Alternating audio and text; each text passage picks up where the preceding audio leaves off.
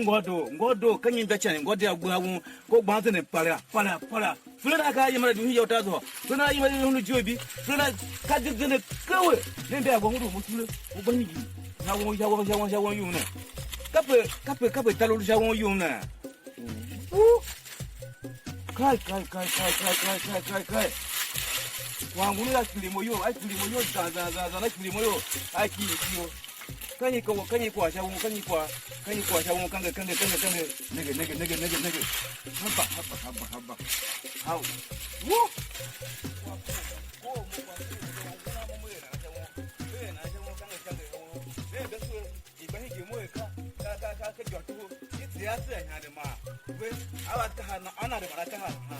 kanyi kwa shawo yun hawo kanyi kwa shawo ngodo wa kanyi muna zina ko mu mukalu na sinta wanga ula ba he mo kula zuwa ko yanga kanyi kwa shawo yun hana hai kwa kubo mo fa kwa kubo ma de ka kwa ga shime bi kwenyi ane ibi mo me bi kwenyi ajinjin ko kwa ko kuna hide be mo na mpaga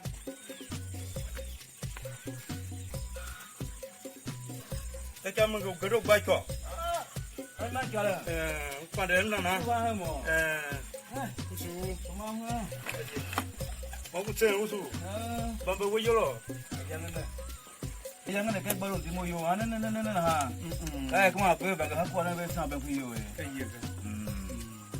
ma na mam lu bam ne ke de sule baru tu ka sa na ma ne yo mo de kri do sha wono kala wan ko wa ku mo yang na do ko amiga wa ku mo jinjin nenge mo su na ha ku la mo na ga wa so mo su na mi ne ka zende te wa mo renga kana hauna ga sulo balon po ne ga kongo wan kwa luga wa mo kula ngo hakiaga tabe mu uka ji mu bujina ma hagina mu de sulo ngun ha atan kulan haya kai ba kan ba jinjin laga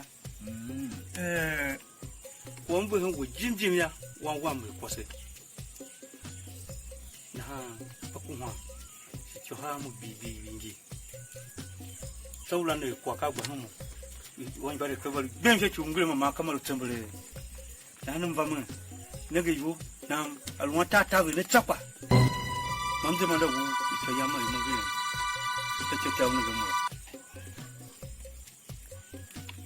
hai ikalan waka ba mutune wata ba ero ne ga solo na ha kuma shi ne ga kongo igongi ga hige kuma be be kula ko kukunguga kuma unega kwa ga ingiga wamfabala go inyo uwe ki yo ba uwe goga yanga mo bien ga achonda kala na mda ta yo na yanga hana aha ola na langa ibwe kwa mun nongo nigisha upokia mbakwa wa bagande ko zo ngba lunyi yaga ula no ibo kula kwangu kwe chacha ya bishi na hana muna jema balala ike shwa wu yo ti egbenga ya ka hebe mu wae ai nambo kwambala mo kitse kwa do de molo kapo ya ga ula no ma bo ya ga ka fa shi hoti be yo jena ayanga ha ga bo chacha kai ne mamlu va na wo jira che chu mfaka me we mu va na wo mu wa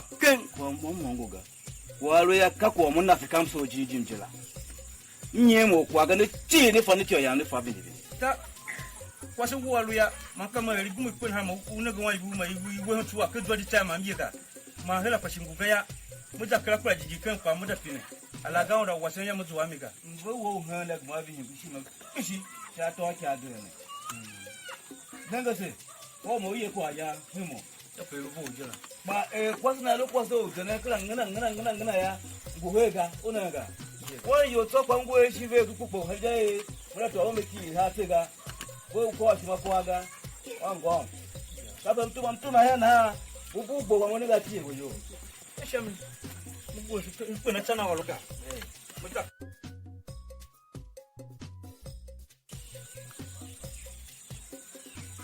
kwasungu jinji ya mpo ko mu yana ga machina la la hide hen sho ivi mbishi mane jo nege mona suna ha tulo wamba ngudan yage mo mi hide hi ya hanwe muzwa modo he jana yangi What do you mean? What do you mean? What do you mean? Take more, you slow what to make him go volun. Why you say, go ahead and go, but a good brother. But God will send them. Take care of the cheap, open up, find a place. Can you go ahead on you and go to the Bamba Jay? Can't hear my and you quite Jim to up one of Musamus. I want you, Nana. Can you go on Gunham Benana? Can you want what do? One like a fan to my young Kuyo Paga. Jay Colomo, what do we shun? Then a jacana. Young man, don't never go over.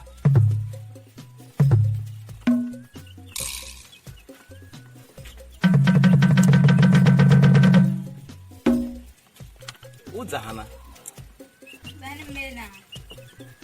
Zahana mena day, mena the Kakwa. I'm Zakano. Zakano goes a canny. I come with a was on Kogan. Can you go a code of was one?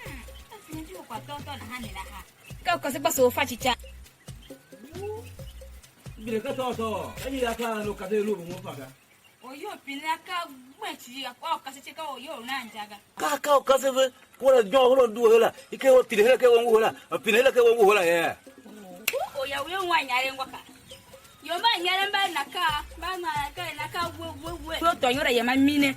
Ubaka will close cha, Kuraqua Matinda, Ukuraqua Popo.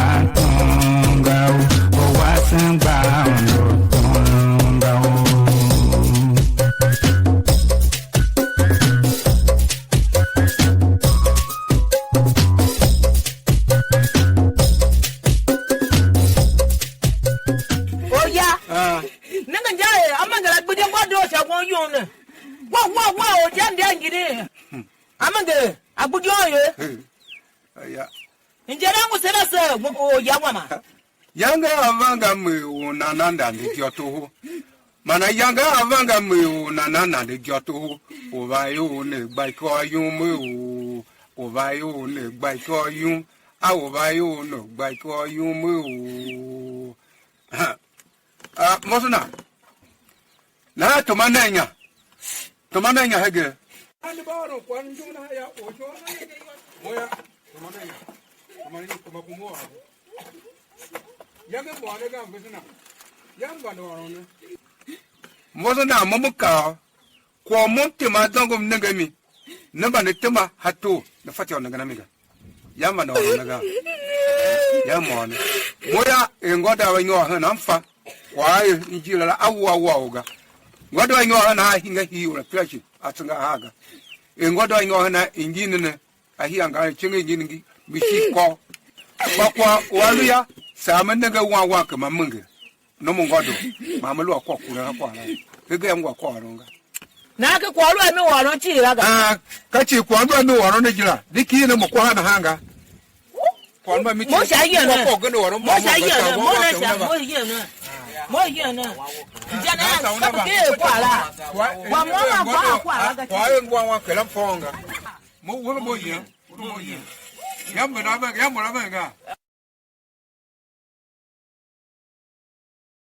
wa kam aka wala chi ngwa da ba mo ko am so waron waya a hinga hiwa pesha tunga haga yana mara wana kana kwa ne kwa shama hashima ya na ha hege ya lowe na ha yam na ono wa ha na ha hege na ne mu na wa mo uye mami kachi kwa mro na waron waya onwa kasha mitaranka uso bishi kwa mso na hege na ne ya mu yi ambaye abala baba na mano wa mo te uye mami club na wo kaso haga kasha Nchibe agbe la ka chibi mangodo aba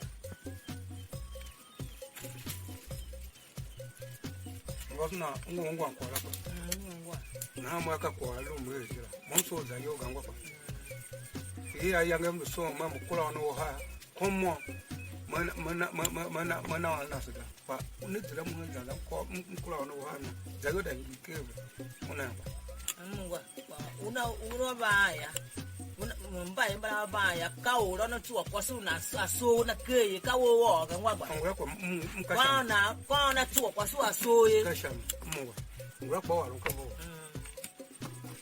agbe hi da baba mi de bra ba hana mo ba baba na ora ka mi bi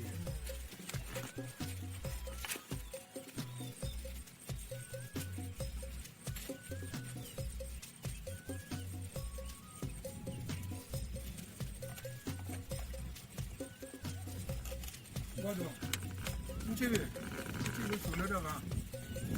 Kama ngira nema ba, o baba ngwado. Wado so. Wangira na haya, no wamba haya. Aka wado war mo shi mungo. Ba mu ko am luk chamia. Ka ona nenge, kala to ne ka se na ha. Una du ko ha nanga na yima me lo alu ha chima na. Una yima ni. Na mo kama so me ka kwa so no ja unanu ha yam kla mo pati ona no ka ono wa ha chi yam na laga ne ngwa kwa godo wo ngwa kwa mu ra kwa ege ya ka no we una le to la yona mo to le ho za pa mo nenge si mo ngwa mbo na kwa na nenge na ngwa ka kwa wa camp wa ne ka se na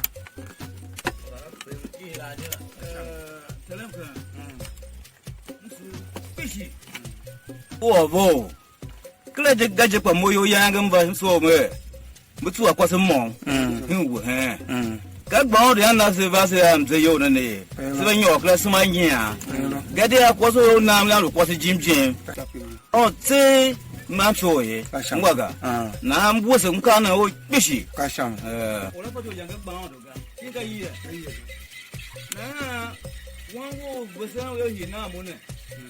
刚要那苗跟这有呢，也要那么跟这有呢。个家呀，给我们买个，买个瓜子，买我给你给我呀。那结果这张有嘛样的东西嘛用呀？你说为什么去嘛个？刚那呀，怎么呀？给过是，我这不能那个来路不当个，那为什么去嘛个？啦，我阿爸那么不说，na yang gede ba godo le na higa na ne ya mo ngwa posega waso mo tu wa higa ya ka kwa ngo beza uyango hina mula kona lu kwaso wa le na onanga aka na hachi ka bishimanya de to bishima wa hamba kwa ne ya za yo ya bishimanya ina tata ko ne ke iluga ne ga ji opa Bo, kapule bo gaga. muka ngwa ko olonga muka Kwa kwa se wanje na. ya kashama muka ngwa ko olonga Luwa wanwo. Wo ngwana tone. kashama nomo ka go ne kawo ne yima wo ya kashama Na muka kwa so. Mso jene. manchibe yaga Man TV. kashama TV si ngodo. ba mo yango ko olonga ko ka mo ye kashama ngo ta haga na muka ma alo za na ka yango na go don no mo la tse de se ko ga ngwa pa nso za na dido kashama ga dido Ida tu manya. Mo ko ngoi mo tanga. ngodo hidra kasa mungela hu wa ma yo ga Am TV para kasonga.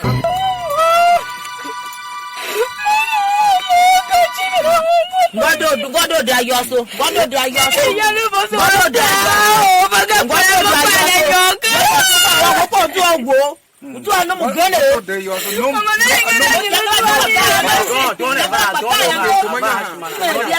ngodo tumanya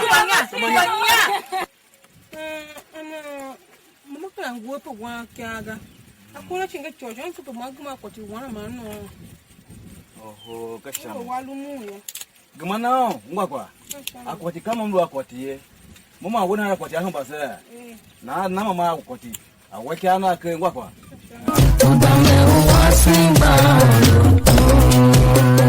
Bashimayinanga kamiminu bashimayinanga ubashimayinanga wasuwamu bashimayinanga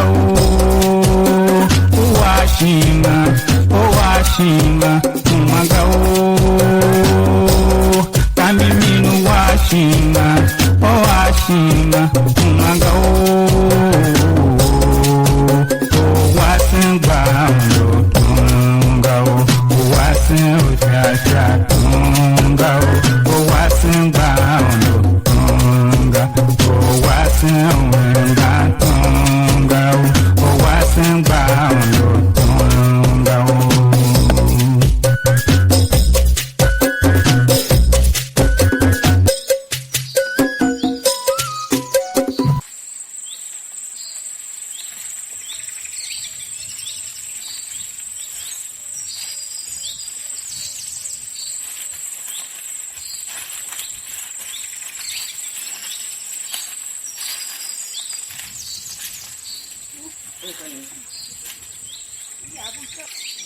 Ina bo tile. nje ya mo so mpa nyomo na Ya ba.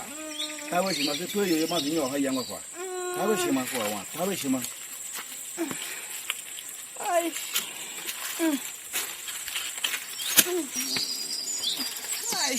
Mangu kana jio yana kia ngwaso. Na kia. Tawe shima. Njia. Kule biyo ngwa kwa.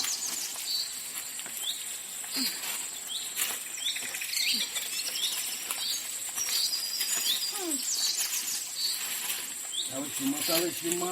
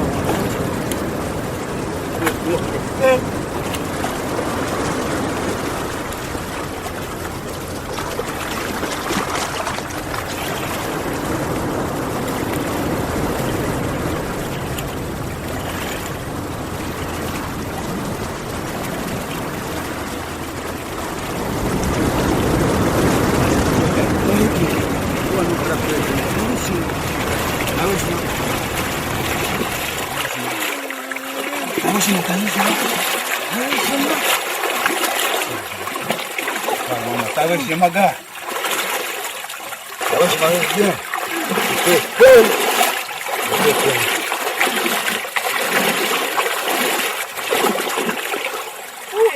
Macam guna haya kan itu.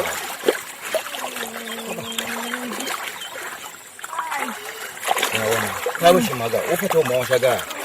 Mau nanggu cukup. Nanggu apa saga? Hai. Tahu, weh. Mama nana ko hawa ha. Mo cha ji, mo. Nanggu sini. Wana jinjime. Kwa wa mama, utawa mama sio hawa salaga. Kan guna haya sai nana hana. Kai kwa sha won yum ne. Odong ma ba shi odong ga so. Wei. Kwa wa mama kan guna sai nana. Ka fa mai ga. Guna haya kai kwa sha won yum ne. Na ko do mashi awa male nunge na haya mwa kya ba kunde na mama ko wana mama kanyi kwa hawo kai oye kashame awu da fa to na ko wasole na ko tun nongo haba kanyi kwa hawo ko do na e ko dan shi mo na nongo chuku shi ye kai iwanga we me ko me na ham kai trong kuna haya kan kwa kai.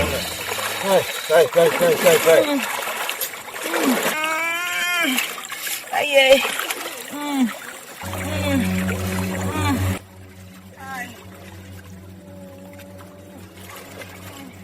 Ba kuma wangu vana ha. Ma fa yan kuna mu me na shago yum kai.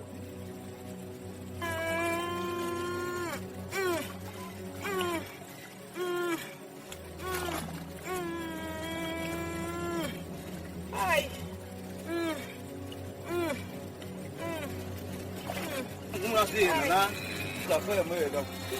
Guna haya kan kwa shago.